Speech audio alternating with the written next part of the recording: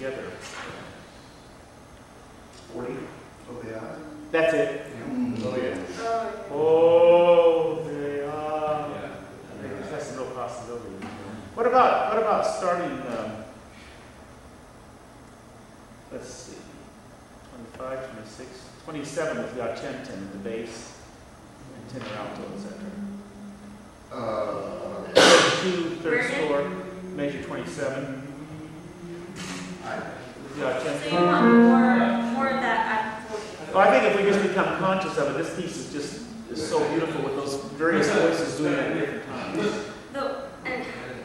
And I know the recordings aren't right always, but the one at 40, and I kind of liked how the recording did it. It didn't move a whole lot. No, it's not about tempo. No, it's just about shaking it. Right, there wasn't much shaking. Oh, but it never stands still. It goes to the octave, but a note like that with O has got just the slightest possibility, just a little bit of expressive, a little bit of the, Okay. just kind of look up here, Laura. This over that. Hair. Just a little bit. Can I do this? Yeah. That's really You can show us. Continue with one hand because I really like what I see. okay. Right at 27? No, we got 10, start with the bass. You got 10 with the bass.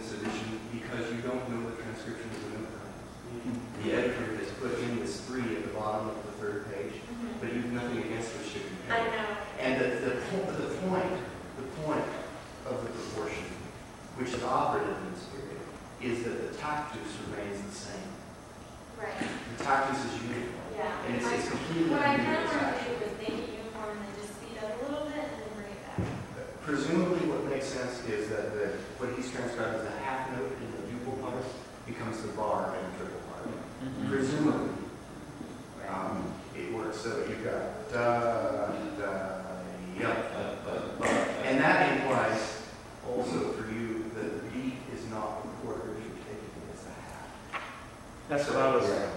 This 1, 2, 3 is a tremendous slowing down of things, I think, personally. You mean doing the 3 patterns to the one? I think you could do it, if you're going to conduct a goal, I think you do it in 2. I think you could. And what he's got is a half note here is the tap. You cut time, not in Yeah, that should have noticed that. Well, unfortunately, the cut time symbol is itself an equal notation. Yeah. So we're not going to put that in this edition, but the tactus is going to lie on what would be the semicolon here, which So is you going would to be. conduct the whole thing too? Oh, Really? But I talked to Dr. Owen about that, but. I don't know. I don't know how much you want me to go on. Well, this is an important point. It's a very, very. I think for sure, as you are approaching the top of page 4, that you need to slip into 2 at the bottom. There's going to be a very hard time making the transition. Yeah. The biggest deal, you guys, about music of this period, the biggest deal is that its complexity lies not in its harmony. People don't even talk about harmony in music until the end of the 16th century. The complexity of the music lies in the nature of its rhythm. And the Middle Ages had a triple system of rhythm figured out, which is called, I really thought I was wrong about this, which is called modus, which is a megarhythm, tempus, which is the middle one, and correlation, which is the minimum rhythm. And modus is assumed always to be divided into 2. So the long, the old slight notation, the long are grouped in 2s. And that could translate here into anything from, depending on how you got transcribed, 2 bars and 2 bars equal a huge rhythm. And they're to be felt that way. Yeah.